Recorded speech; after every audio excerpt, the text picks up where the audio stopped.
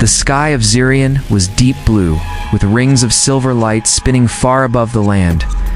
The people of Zyreon were tall and proud, with skin that shimmered like stone and eyes that glowed in the dark. They did not trust humans. To them, Earth was a wild place filled with noise and danger.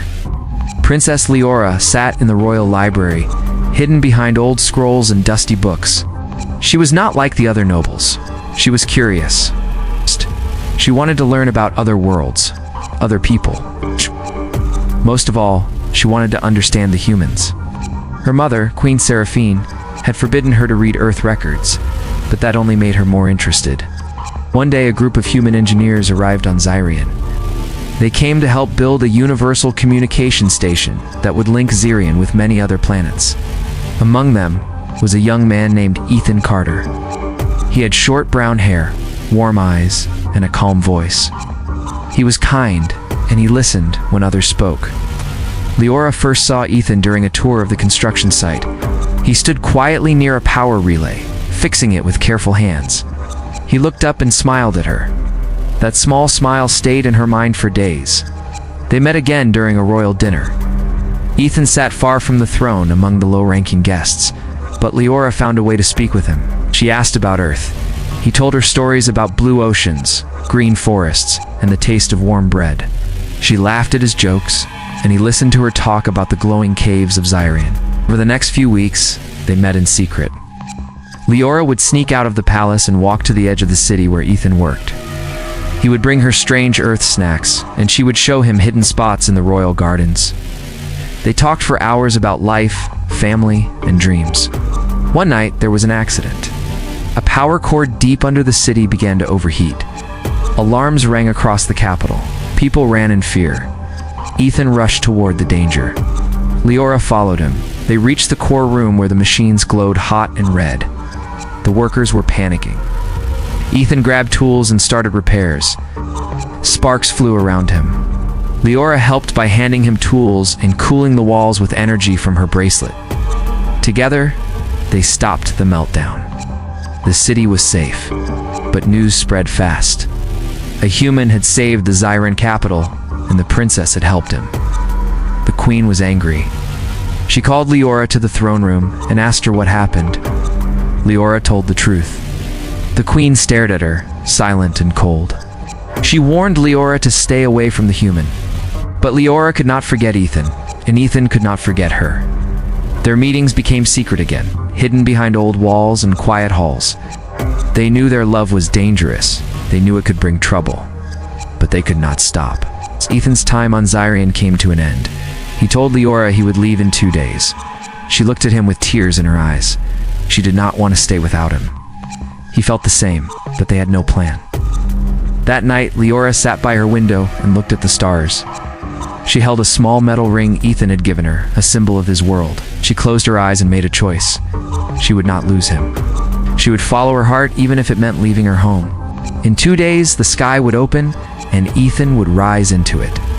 She would be there, waiting. Ethan stood near the edge of the worksite, watching the twin suns of Zyreon begin to set. He knew he had only 1 day left. His mission was almost over, and soon the ship would take him back to Earth. But his heart felt heavy. He was not ready to leave. Liora met him in the garden that evening. The flowers glowed in the moonlight, and the air was still. She wore a long robe with silver threads, and her face looked sad but calm.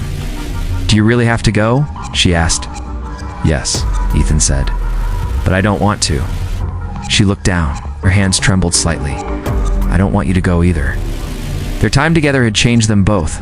Liora had seen the kindness in humans. Ethan had felt something deeper than any mission. But they knew their love was forbidden. No Zyreon royal had ever chosen a human. The next day, the palace was filled with noise. Royal guests from nearby cities had arrived. Queen Seraphine was preparing to announce the marriage of Liora to a noble warrior named Varax. He was strong, proud, and cold. Liora disliked him from the first day they met. Varax had heard the rumors about Liora and the human. He watched her closely. When he saw her slip away from the gathering, he followed from a distance. Liora found Ethan near the shuttle docks. She told him what her mother planned. Her voice was sharp, filled with pain. "I won't marry Varax," she said. "I won't live a lie." Ethan held her hands. "Come with me," he whispered. "We'll leave tonight." Liora looked back toward the palace. Her whole life was there. Her people, her duty. But she knew her heart belonged elsewhere. "Yes," she said. "I'll go." Late that night, they met near the diplomatic shuttle station. Ethan had prepared a small ship with supplies. Liora wore a cloak to hide her face. Her heart raced as she stepped into the shuttle. The engine started. The gate opened. They flew away from Zyreon, leaving behind the royal city, the towers, and the rules that had kept them apart. They arrived at a neutral space station near Jupiter. The place was filled with travelers, traders, and peacekeepers. Here, no world's law ruled. It was a place between borders. In a quiet hall with soft lights, they stood before a human officer and said their vows. There were no guests, no music, and no gold crowns. But there was love. Liora held Ethan's hand, and her voice did not shake. "I choose you," she said, "no matter what comes." Ethan looked into her glowing eyes. "And I choose you."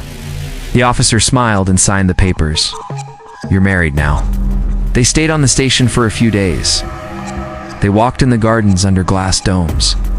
They talked about the future. But the peace did not last long. News of their escape reached Zyreon within hours. The Queen was furious. She sent messages to the Galactic Council, demanding the return of her daughter and the punishment of the human who stole her. But many on the council had seen the power of their bond. They saw something new, something that might bring change. They called for calm and asked both worlds to wait. On Zyreon, Varax grew more angry. He called the Queen weak. He said the princess had shamed the throne. He began to speak in secret halls, gathering those who shared his anger. The love that had begun in quiet gardens now echoed across planets. It had started a storm. And in the heart of it stood Liora and Ethan. No longer just lovers, but symbols of something greater. Liora sat beside Ethan in their small room on the space station.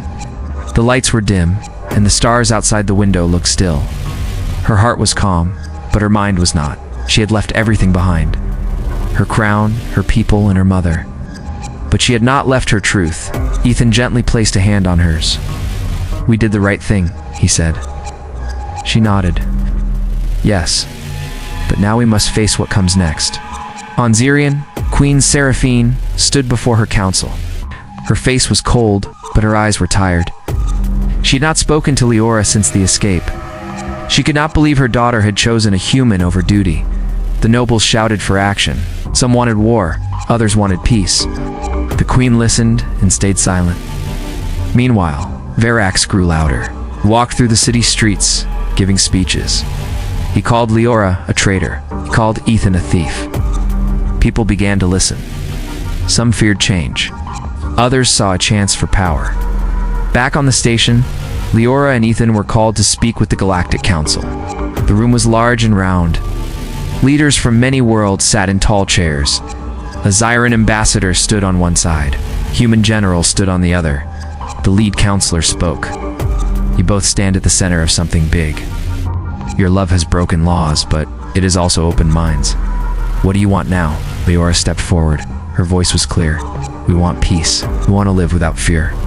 We want others to see that love is not weakness," Ethan added. "We did not run to start a fight. We ran to be free. But if we must fight for that freedom, we will."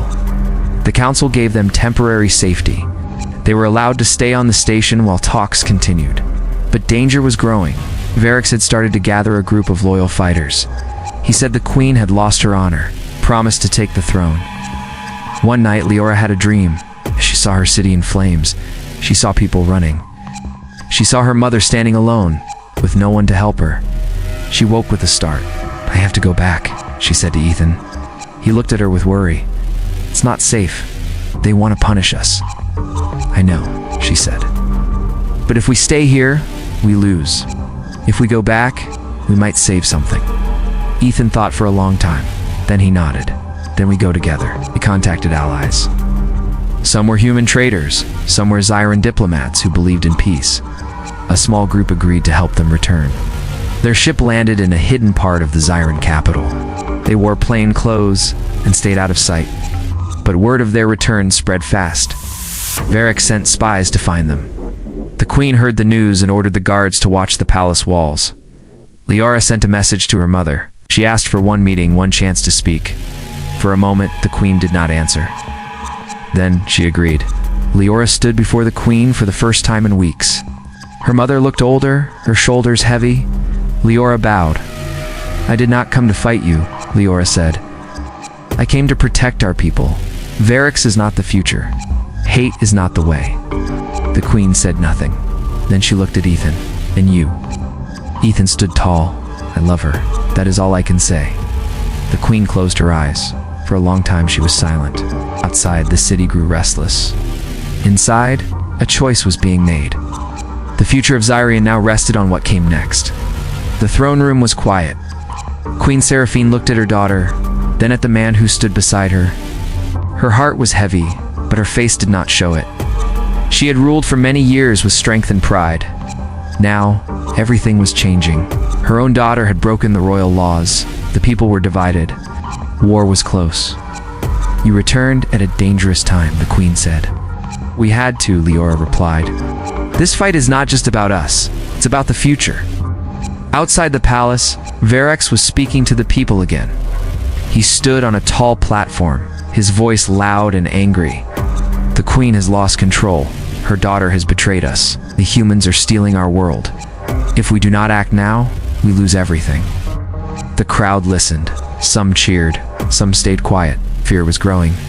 Inside, Liora begged her mother, "Let us speak to the people. Let us show them who we really are." The queen did not answer right away. She looked at Ethan. She still did not trust him, but she saw no fear in his eyes. Only hope. She finally said, "You will have one chance. Speak to them tomorrow at the Unity Plaza, but if you fail, I will no longer protect you." Liora bowed. "Thank you, Mother." That night, Liora and Ethan worked with their allies to prepare. They wrote their words. They planned their steps. They knew the risk. Varax had soldiers in the crowd. The Queen's guards would be watching too. Morning came fast. The plaza was full. People stood in silence, waiting. Liora stepped onto the platform. Ethan stood beside her. The Queen watched from a tower above. Liora raised her voice. "I am Princess Liora. I was born in the royal house of Zyreon. I broke a law to follow my heart. But I did not break my love for this world. I stand here to ask for peace." Some people began to whisper. Others stared. Ethan stepped forward. "I am a human. I came here to help. I fell in love. Not to take power, not to change your ways, but to share something true. We are different, yes, but we are not enemies." A stone flew through the air. It hit the ground near Ethan's feet, then another. The guards stepped closer, but Liora raised her hand. "Do not fight," she said. "Just listen." A voice shouted, "You left us. You betrayed your people." Liora answered, "I never left my people. I left fear, left hate. I want a world where my children can walk beside yours without fear." For a moment, there was silence. Then, an elder woman stepped forward. "Let them speak," she said. "Let the past die." More people nodded. The crowd began to calm. Varax pushed through his followers. His face was full of rage. "She is weak. He's a stranger. We will not follow them." He raised his weapon. The guards moved, but Ethan stood his ground. Liora stepped in front of Ethan. "If you hurt him, you hurt me. Is that the kind of leader you want to be?" Varax paused. The crowd was watching him. He saw doubt in their eyes. His hand lowered. The Queen stood up in the tower. She looked down at the crowd. The guards stopped, and the guards stopped. "Enough," she said. "The people have heard their words. Now they must choose." That night, the city was quiet. People talked in homes and halls. Some still feared change. But many had seen something new in Liora and Ethan, something real. The Queen sat alone in her chamber. She looked at an old picture of Liora as a child. She closed her eyes. A choice had been made, but the path ahead was still long. The next morning, the city was not quiet. Crowds had gathered in the streets. Some cheered for Liora and Ethan. Others shouted Varax's name. Walls were marked with signs. Some called for peace. Others called for war. In the palace, Queen Seraphine stood at her window. Her heart was troubled. The balance of her world was slipping. She had ruled with strength, but now she saw that strength was not enough. She had to make a decision soon. Varax was not waiting. He had gathered fighters, some from the army, others from old noble houses. He promised to take the throne and bring back order. His men moved through the city, spreading fear. Ethan and Liora stayed with their supporters in a small hall near the Unity Plaza. They knew Varax would strike soon. They could not hide forever. "We need to act before he does," Liora said. "He has more men," Ethan replied, "but we have more heart." They sent messages to friends in the palace, 2 old guards who still believed in peace. Many answered. Some brought weapons. Others brought food and maps. People from both Zyreon and Earth stood together, ready to protect what they believed in. By nightfall, Varax made his move. His fighters surrounded the palace and marched through the streets. Fires burned, people screamed and ran. Liora stood on a high platform in the plaza. She held a small speaker in her hand. "Do not fight your neighbors. Do not follow hate. We can stop this together." Varax appeared with his soldiers. "You had your chance," he shouted. "Now we take back our world." The Queen's guards formed a wall between the people and Varax's army. For a moment, no one moved. Then, a young guard stepped forward. "I stand with the princess," he said. More guards followed him. Even some of Varax's men hesitated, looked at the crowd, then at Liora, then at each other. Varax shouted again. "Traitors!" A blast rang out. Smoke filled the air. Chaos began. Ethan helped Liora down from the platform. They moved through the crowd, guiding people to safety. Varax tried to reach the palace gates, but loyal guards blocked him. A fight broke out near the palace wall. Liora saw Varax in the middle of it, swinging a metal staff. She ran toward him. "Stop this," she yelled. He turned, surprised to see her so close. "You're weak. Just like your mother. Just like him." Ethan stepped beside her. "You call love weakness, but you are the one alone." Varax rushed at them. Liora held out her hand. Her bracelet glowed with Zyreon energy. A wave of light pushed him back, crashed to the ground. Guards ran to take him. Some of his fighters dropped their weapons and surrendered. Others fled. The battle was over. The fires were put out. The people came out of hiding. They looked around at the broken walls, the fallen banners, and the faces of those who had stood for peace. Queen Seraphine stepped out onto the palace steps. She looked at the crowd. Her voice was strong. "Zyreon has changed. We cannot go back. My daughter has shown more courage than any warrior. And the man she loves has shown more honor than any noble. From this day forward, love will not be punished." The people were silent at first, then someone clapped, and more. Soon the whole plaza was filled with cheers. Liora and Ethan held hands. Their clothes were torn, their faces dirty, but their eyes were full of light. They had won more than a battle. They had won a future. The stars above Zyreon shined brighter than ever. And for the first time, both humans and Zyrenes looked up together with hope. The city of Zyreon was quiet after the battle. Smoke still rose from broken walls, but the streets were no longer filled with fear. People came out of their homes. They helped clean the damage. They gave food to the hungry and water to the tired. Liora and Ethan walked through the city together. Children waved at them. Elders gave small bows. Some still watched in silence, unsure of the change, but most looked at them with hope. The queen called for a gathering in the great hall. All the nobles, guards, workers, and teachers were invited. The room was full. People stood shoulder to shoulder, waiting to hear what would come next. Queen Seraphine stepped forward. Her robe was simple. Her crown was gone. Her voice was strong. "I have ruled for many years," she said. "I believed I was doing what was best, but I see now I was holding on to the past. My daughter has shown me another path, one with courage and one with love." She looked at Liora and Ethan. They stood together when they could have run. They chose peace when others chose war. Then she turned to the crowd. "From this day, Zyreon will welcome those who come in peace, no matter their world. The laws that once kept us apart are no longer just." The crowd was quiet for a long moment. Then a voice shouted, "Long live the queen." Another voice added, "Long live the princess and her husband." The hall echoed with cheers. Later, Liora and Ethan stood with the queen in the palace garden. The flowers had begun to bloom again. Birds sang softly in the trees. "You still wear no crown," Liora said to her mother. "I do not need it now," the queen replied. "The people listen because they believe, not because of gold." Ethan looked at both of them. "What will happen next?" "We build," the queen said. "Together." The first step was to open a new learning center where humans and Zyrenes could study together. Children from both worlds sat in the same rooms. They learned history, science, and even each other's stories. A second step was the creation of a shared colony built in orbit between Earth and Zyreon.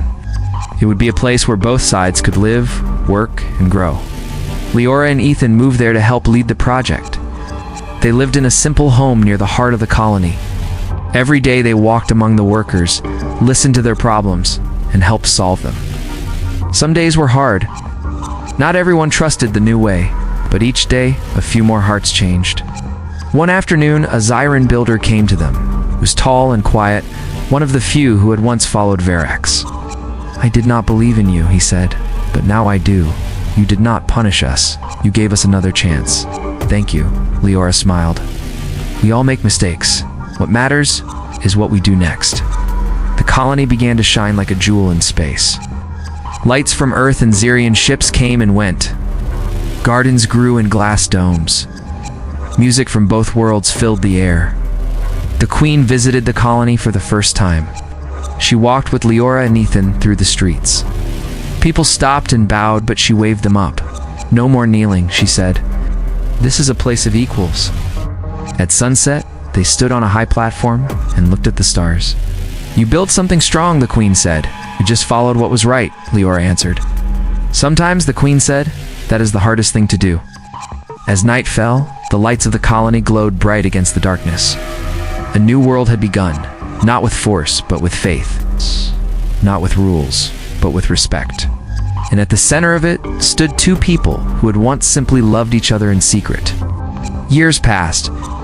The stars stayed the same, but the people did not. The colony between Earth and Zyreon had grown. New homes, schools, and gardens filled the land under the Great Dome. Ships from many worlds came and went. The name of the colony was Harmony Point. Liora and Ethan lived in a small home near the central square. They had two children, a boy and a girl. Their eyes glowed like Zyrene's, but their hair was soft like Ethan's. They learned both human and Zyreon ways. They spoke both languages. They were the first of a new kind.